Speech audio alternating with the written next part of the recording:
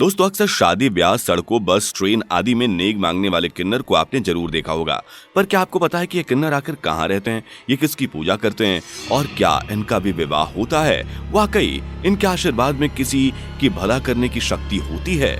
कुछ ऐसे सवाल हैं जो लगभग हर व्यक्ति के जहन में अक्सर आते हैं। तो दोस्तों आज हम आपको एक ऐसे ही मंदिर के बारे में बताने जा रहे हैं जहां पर स्थापित भगवान को सिर्फ किन्नर ही पूजते हैं, और वो सिर्फ उन्हें पूजते ही नहीं बल्कि उनसे शादी भी करते हैं। इतना ही नहीं, शादी के बाद किन्नर उनका विधवा बनकर भी जीते हैं। इसके अलावा क्या आपको किसी ऐसे स्थान के बारे में पता है जहाँ हर दिन सच में भूत देखने को मिलता है और ऐसा कोई दिन नहीं गुजरा जब यहाँ पर कोई हादसा नहीं हुआ? या फिर आपको किसी ऐसे आइलैंड के बारे में पता है जहाँ की पूरी मिट्टी इंसानों की हड्डियों से बनी हुई है?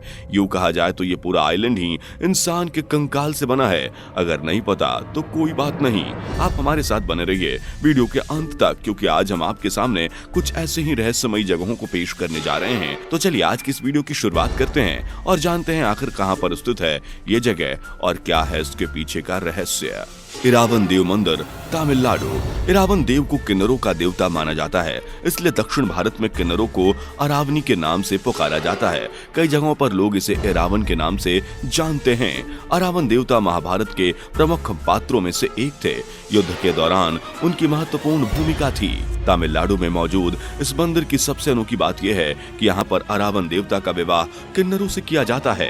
यह विवाह साल में एक बार किया जाता है और विवाह के अगले ही दिन अरावन देव की मृत्यु हो जाने के बाद उस किन्नर का वैवाहिक जीवन खत्म हो जाता है। इसका संबंध महाभारत काल की एक अनोखी घटना से है। किन्नरों के भगवान अर्जुन और उनकी पत्नी नागकन्या उल्पी से उत्पन्न संतान इरावन महाभारत युद्ध के समय पांडवों ने मां काली का पूजन किया, जिसके बाद मां काली को एक राजकुमार की बलि देनी थी। इस पर कोई भी राजकुमार अपनी बलि देने के लिए राजी नहीं हुआ। इतना सब देखकर इरावन अपनी बलि के लिए आगे आए, लेकिन उन्होंने शर्त रखी कि वो अपनी विवाह के बाद ही बलि पर चढ़ेंगे। उनकी अकाल मृत्यु को देखकर कोई भी कन्या इरावन से विवाह करने से राजी नहीं हुई। तब श्री कृष्ण ने इरावन की अंतिम इच्छा पूरा करने के लिए मोहिनी का रूप लिया और उसके साथ विवाह सूत्र में बंध गए। विवाह के अगले दिन ही मोहिनी रूप श्री कृष्ण विधवा हो गए। आज भी तमिलनाडु में प्रसिद्ध कथा के अनुसार प्रत्येक वर्ष अरावणी पर्व पर जनमानस एकत्रित होता है और अरवण नामक किन्नर की बरसी पर उनका शोक मनाते हैं। तमिलनाडु के कूगाम में प्रत्येक वर्ष तमिल नए साल की प्रथम पूर्णिमा से किन्नरों के शादी विवाह का समारोह प्रारंभ होता है और 18 दिनों तक खूब धूमधाम से ये मनाया जाता है। 17वें दिन किन्नर अपना विवाह रचाते हैं और शादी के अगले ही दिन इरावन देवता की मूर्ति शहर में घुमाकर तोड़ दिया जाता है। इसके साथ ही किन्नर सुहागन से विधवा हुई स्त्री की तरह अपना श्रृंगार छोड़कर विधवा बनकर जीवन जीने लगते हैं। ग्लो वॉर्म्स केव। दोस्तों जरा सोचिए, एक अंधेरी लंबी सुरंग में किसी छोर से हल्के नीले रंग की चमकदार रोशनी आ रही है। सोचकर ही कितना रोमांचक लग रहा है ना? असल में ऐसा नजारा आपको न्यूजीलैंड में समुद्र के किनारे पर देखने को मिल सकता है। यहाँ स्थित है बहुत बड़ी केव। जी हाँ, नॉर्थ न्यूजीलैंड में ये कैब पाई जाती है जिसमें पाए जाते हैं ये जीव जो बायोल्यूमिनेसेंट देखने को मिलते हैं। इन्हें कहते हैं ग्लो वॉर्म्स, जो काफी ज्यादा तादाद में यहाँ पाए जाते हैं।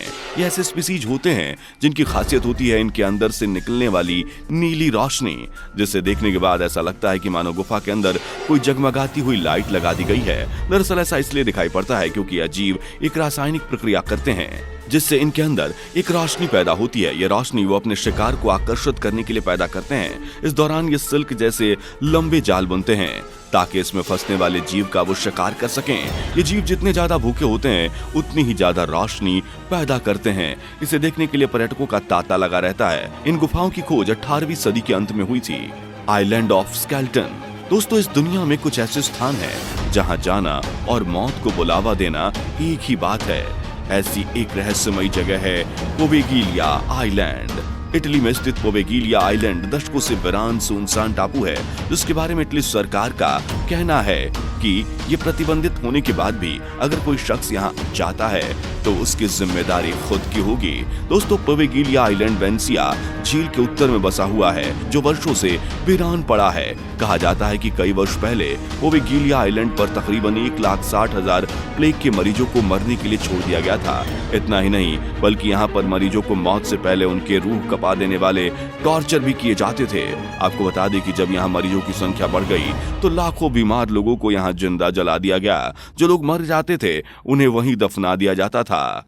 आपको बता दें कि यहाँ जाने पर अब सरकार ने रोक लगा दी है, क्योंकि आइलैंड अब दुनिया के सबसे खतरनाक आइलैंड में शामिल हो गया है। इस आइलैंड की 50% मिट्टी आदमी की अस्थियों से बनी हुई है। इस आइलैंड पर इतने मौतें हो चुकी हैं कि जब मछुआरे मछली पकड़ने जाते हैं तो उनके जाल में मछली की जगह इंसानों की हड्डियां फंस जाती हैं। इस आइलैंड पर 1992 में एक मेंटल अस्पताल बनाया गया था, लेकिन कुछ समय बाद यहाँ के मरीजों को प्लेग के मरीज के भूत दिखाई देने लगे। इसी डर में यह अस्पताल बंद कर दिया गया। इसके बाद यह आइलैंड पूरी तरह से वीरान हो गया। दिल्ली कैंट रास्ते हमें अपनी मंजिल तक पहुंचाते हैं, लेकिन उनमें से कुछ रास्ते ऐसे होते हैं जो हमारी मंजिल से भटका देते हैं और हमारी जिंदगी का अंतिम सफर बन जाता है। दिल्ली कैंट उन्हीं में से एक है। यहाँ होने वाली भूतिया घटनाएं इस रोड को काफी खतरनाक बना देती हैं। यदि आप भी दिल्ली कैंट रोड से गुजरना चाहते हैं तो जरूर सावधान रहें, क्योंकि ये आपकी जिंदगी का अंतिम फैसला हो सकता है। दिल्ली कैंट दिल्ली की सबसे भूतिया जगह में से एक है, और जो अभी हम आपको बताने जा रहे हैं ये कोई भूतिया कहानी नहीं, बल्कि भारत की राजधानी दिल्ली की एक भूतिया सड़क की सच्ची घटना है, जिसे लोग भूतिया सड़क भी कहते हैं। दोस्तों, आपने भूतिया फिल्मों में जरूर देखा होगा कि रात के सुनसान समय पर सफेद साड़ी पहने कोई औरत आने जाने वाले लोगों से लिफ्ट मांगती है, लेकिन आपको जानकर आश्चर्य होगा कि ऐसी सिर्फ फिल्मों में ही नहीं होता, बल्कि सच में भी देखने को मिलता है। और ये जगह कहीं और नहीं बल्कि हमारे ही देश की राजधानी दिल्ली में है। यहाँ से गुजरने वाले लोग बताते हैं कि यहाँ से गुजरने वाले जिन भी लोगों ने सफेद साड़ी वाली औरत से लिफ्ट मांगने पर गाड़ी रोकी और उस औरत को लिफ्ट दी, उनका आज तक कोई पता नहीं चल पाया। उस आत्मा के लिफ्ट मांगने पर जब कोई व्यक्ति गाड़ी नहीं रोकता तो वो आत्मा बहुत गुस्सा हो जाती है और तेज रफ्तार से उस गाड़ी का पीछा करती है और एक भयानक हादसे को अंजाम दे देती है। ऐसा एक भी दिन नहीं गुजरा जब दिल्ली कैंट पर कोई हादसा नहीं हुआ हो। नाहरगढ़ किला, ये किला जितना सुंदर है उतना ही गहरा इस किले का राज है। यही वजह है कि दुनिया इस किले को हैरानी से देखती है। बात इस किले की तरह ही पुरानी है। जब आमेर और जयपुर की रक्षा के लिए महाराजा सवाई जय सिंह द्वितीय ने 1734 में सुदर्शन खोल में अरावली की पहाड़ियों के बीच इस किले के निर्माण को शुरू कराया। काफी वक्त तक चले इस निर्माण के कार्य के बाद साल 1869 में यह किला बनकर तैयार हुआ। लेकिन कहानी सिर्फ इतनी ही नहीं, पहले इसका नाम सुदर्शन किला रखने का फैसला किया गया था। कहा जाता है कि किले के निर्माण के दौरान कई ऐसी चीजें हुई जिससे मजदूर डर जाते थे। दिन भर जो भी काम होता अगले दिन वो काम बिखरा हुआ मिलता था। इस घटना से मजदूर काफी दहशत में थे। उस वक्त इस पहेली को समझना और इसे सुलझा पाना मुश्किल होता जा रहा था। ऐसा माना जाता है कि जहाँ यह किला बनवाया जा रहा था वहाँ राठौर राजकुमार नार सिंह भूमिया जी का वास था। वह इस किले को बनने नहीं दे रहे थे, इसलिए दिन में किले के जो भी निर्माण कार्य होते वो रात होते ही गिर जाते। यह सिलसिला तब थमा जब महाराजा सवाई जय सिंह द्वितीय ने एक यज्ञ करवाया। यज्ञ के बाद उन्हें एक सपना आया। महाराज सवाई जय सिंह के सपने में नाहर सिंह नाम के देवता आए। उन्होंने राजा के सामने किले के निर्माण के लिए 2 शर्तें रखी। पहली शर्त, किले का नाम सुदर्शनगढ़ की बजाय नाहरगढ़ किया जाए, और दूसरी शर्त, किले में ही नाहर देवता के नाम का मंदिर बनवाया जाए। इस सपने ने राजा के इस किले का नाम सुदर्शनगढ़ से नाहरगढ़ किला करने के लिए मजबूर कर दिया। यही नहीं, किले में ही नाहर सिंह भौमिया का मंदिर भी बनवाया गया। तब जाकर यहाँ किले का निर्माण हो सका। राजस्थानी परंपरा तथा विरासत को खुद में संजोए हुए नाहरगढ़ का ये किला वास्तव में ऐतिहासिक धरोहर है। स्टोन डॉल, 1889 में इदाहो के नंपा में अचानक वैज्ञानिकों का रुझान बढ़ गया। वजह थी खुदाई के दौरान मिली पत्थर की गुड़िया। इसे मानव हाथों द्वारा बनाया गया था। पत्थर की ये गुड़िया 320 फीट की गहराई में खुदाई के दौरान मिली थी। इसे देखकर तब अंदाजा लगाया गया कि दुनिया में मानव जाति के अस्तित्व में आने के बाद शायद इस गुड़िया को बनाया गया होगा। हालांकि पर्दे के पीछे सच्चाई अभी भी अबूझ रहस्य बनी हुई है, क्योंकि जब इस पत्थर की कार्बन डेटिंग की गई तो यह पत्थर लाखों साल पुराना पाया गया, और इस पर कार्बन जो थी वो इतनी ज्यादा पुरानी निकली जब मानव इतिहास में इंसान ने आग जलाना भी नहीं सीखा था। यानी आप सोच कर देखिए, जब इंसान के पास पत्थर तराशने के लिए कुछ भी नहीं था, वो आज के जमाने की तरह बनने वाली आधुनिक गुड़िया को उतने हजारों लाख साल पहले कैसे बना रहा था, यह कोई नहीं जान रहा। कॉन्स्पिरेसी थ्योरी में विश्वास करने वाले बताते हैं कि यह कोई टाइम ट्रेवल हो सकता है, जो या तो भविष्य में गलती से आ गया या फिर कोई भविष्य से पुराने जमाने में अपनी डॉल लेकर गया और उस जमाने के लोगों ने उस डॉल को देखकर उसी की नकल पत्थर पर उकेर दी। सोचने वाली बात यह है कि आज की आधुनिक जमाने में बनने वाली चीज हजारों साल पहले कैसे बन चुकी थी, यह कोई नहीं जानता। Medusa the mythological creature. दोस्तों, आपने मेडूसा का नाम सुना ही होगा, जिसके सर पर बालों की जगह सांप लटकते थे। ऐसा कहा जाता है कि जो भी व्यक्ति उसकी आंखों में झांकता था वो पत्थर का बन जाता था। मेडूसा को हमेशा नेगेटिव रूप में ही दिखाया गया। मेडूसा पहले एक बेहद खूबसूरत लड़की थी जो ग्रीक के अवतारों की बेटी थी।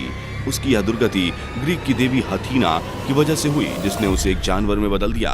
मेडूसा कभी एक सुनहरे बालों वाली सुंदर लड़की हुआ करती थी, जिसे देवताओं ने पोसे रंग से प्यार करने के लिए दंडित किया था। प्राचीन ग्रीक पुरानी कथाओं में कहा गया है कि मेडूसा ने अफ्रीका में भटकते हुए अपने बालों से जहरीले सांपों को अफ्रीका में गिरा दिया था। यही कारण है कि आज अफ्रीका में दुनिया के मुकाबले सबसे ज्यादा जहरीले सांप पाए जाते हैं। मेडूसा अब तक सबसे खतरनाक जहरीले जीवों में से एक है। उसके पास गजब की मायावी शक्ति थी। माना जाता है कि जब उसके आतंक की सीमाएं पार हो गई तो पेरिसिस को उसे मारने के लिए भेजा गया, जो मेडूसा का सर काट कर ले गया और बाद में उसने समुद्री दानव को मेडूसा का चेहरा दिखाकर पत्थर बना दिया। तो दोस्तों, आप लोगों को आज के टॉपिक में सबसे इंटरेस्टिंग टॉपिक कौन सा लगा, एक बार हमें कमेंट बॉक्स में कमेंट करके जरूर बताएं। वीडियो पसंद आई हो तो वीडियो को लाइक शेयर करें। साथ ही अगर आपने अब तक इस चैनल को सब्सक्राइब नहीं किया है तो नीचे दिए गए लाल बटन को दबाकर चैनल को सब्सक्राइब जरूर कर लें।